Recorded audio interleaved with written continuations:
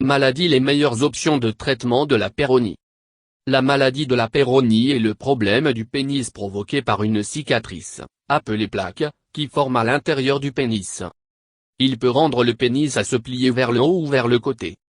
La plupart des hommes atteints de la maladie de péronie peuvent encore avoir des relations sexuelles. Mais pour certains, il est difficile ou douloureuse.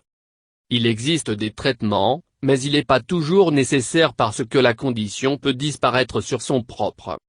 La maladie de péronie ou d'une maladie péronie est également connue sous le nom induratio plastica du pénis, IP, ou une inflammation chronique de l'albuginée, SITA, est une maladie du tissu conjonctif impliquant la croissance des plaques fibreuses dans les tissus mous du pénis qui touche environ 5% des hommes. Plus précisément, la formation de tissus cicatriciels dans la tunique albuginée, la gaine épaisse de tissu entourant le corps caverneux causant de la douleur, courbure anormale, la dysfonction érectile, l'indentation, la perte de la circonférence et le shortening. Une variété de traitements ont été utilisés, mais aucun n'a été particulièrement efficace. Un certain degré de courbure du pénis est considéré comme normal, comme beaucoup d'hommes sont nés avec cette affection bénigne, communément appelée courbure congénitale. La maladie peut causer de la douleur, de grandes lésions durcies, cordon lique, tissu cicatriciel connu sous le nom de plaque, ou courbure anormale du pénis en érection due à une inflammation chronique de l'albuginée, SITA.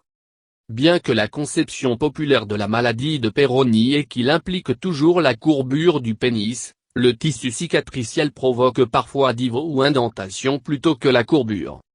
La condition peut également faire des rapports sexuels douloureux et ou difficiles, mais il est difficile de savoir si certains hommes signalent des rapports sexuels satisfaisants ou insatisfaisants, en dépit de la maladie. Même si elle peut affecter les hommes de toute race et de l'âge.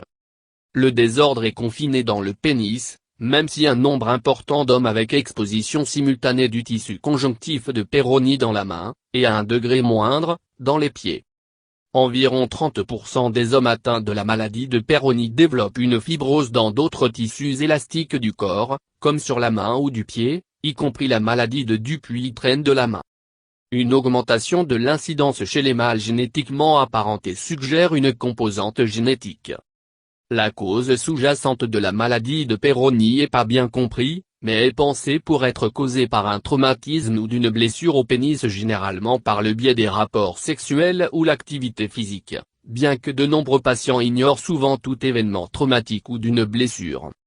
Certains médicaments bêta-bloquants listent de la maladie de péronie comme un effet secondaire possible. Sans traitement, environ 12-13% des patients spontanément à améliorer au fil du temps, 40-50% va empirer et le reste sera relativement stable. Ceci est basé sur une enquête auprès de 97 hommes et donc fondé sur l'impression subjective des patients. Pas d'histoire naturelle à long terme objectif via une évaluation continue des patients a été enregistrée à ce jour. Les médicaments et suppléments. De nombreux traitements par voie orale ont été étudiés, mais les résultats à ce jour ont été mitigés. Certains considèrent l'utilisation d'approches non chirurgicales d'être controversée. Collagénase Clostridium histolyticum, commercialisé sous Xiaflex par Oxyum, un médicament initialement approuvé par la FDA pour traiter la maladie de Dupuytren, et maintenant approuvé par la FDA médicament injectable pour le traitement de la maladie de péronie. Le médicament est présenté au travail en brisant l'excès de collagène dans le pénis qui provoque la maladie de péronie. Supplémentation en vitamine E a été étudiée pendant des décennies, et un certain succès a été rapporté dans les essais plus âgés, mais ces succès n'ont pas été de façon fiable répétés dans les plus grandes, des études plus récentes. Une combinaison de vitamine E et de la colchicine a montré une certaine promesse de retarder la progression de la maladie. Certains nouveaux agents ciblant les mécanismes de base de l'inflammation ont été étudiés dans les essais cliniques de grande envergure. Ceux-ci comprennent le para-aminobenzoate de potassium, POTABA. Pentoxyphyline, agissant par inhibition TGF-Z1, et le coenzyme Q10. L'efficacité de l'interféron alpha-2b dans les premiers stades de la maladie a été signalée dans les publications récentes, mais il a été trouvé pour être moins efficace dans les cas où la calcification de la plaque avait eu lieu en commun avec de nombreux traitements. Les formulations de la superoxyde dismutase sont également rapportées pour être efficaces dans la maladie de la Peyronie.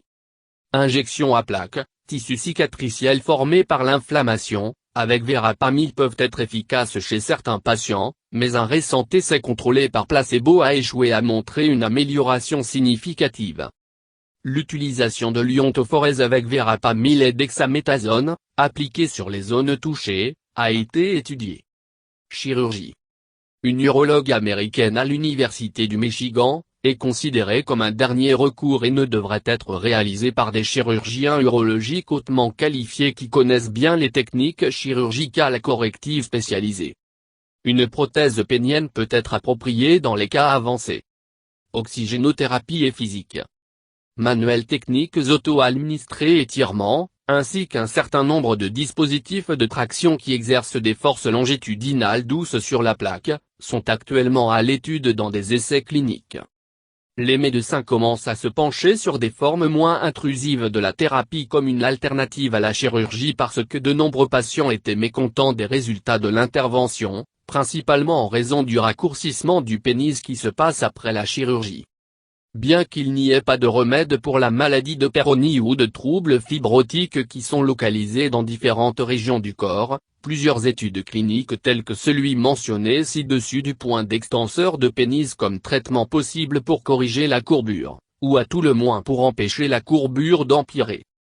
Selon le Dr Gontereau, le principal chercheur de l'étude mentionnée ci-dessus qui a été publiée dans le Journal of Sexual Medicine en 2009, les résultats globaux de traitement ont été subjectivement marqués comme acceptables en dépit de l'amélioration de la courbure, qui variait de pas de changement à légère amélioration. L'étude a conclu que les dispositifs d'extension du pénis ne fournissaient que des améliorations minimes dans la courbure du pénis, mais les patients étaient généralement satisfaits probablement d'augmentation de la longueur du pénis. Plusieurs autres études existent qui présentent une amélioration mineure à modérée de la courbure, la longueur et l'épaisseur, mais aucun cas de retournement complet de la courbure de la Peyronie. Conseil. La maladie de Peyronie peut être une maladie physiquement et psychologiquement dévastateur. Alors que la plupart des hommes continueront d'être en mesure d'avoir des relations sexuelles, ils sont susceptibles de connaître un certain degré de déformation et la dysfonction érectile dans le sillage du processus de la maladie. Il est fréquent pour les hommes atteints de la maladie de Peyronie à exposer la dépression ou le retrait de leur partenaire sexuel. Il est généralement considéré comme une malformation congénitale de cause inconnue.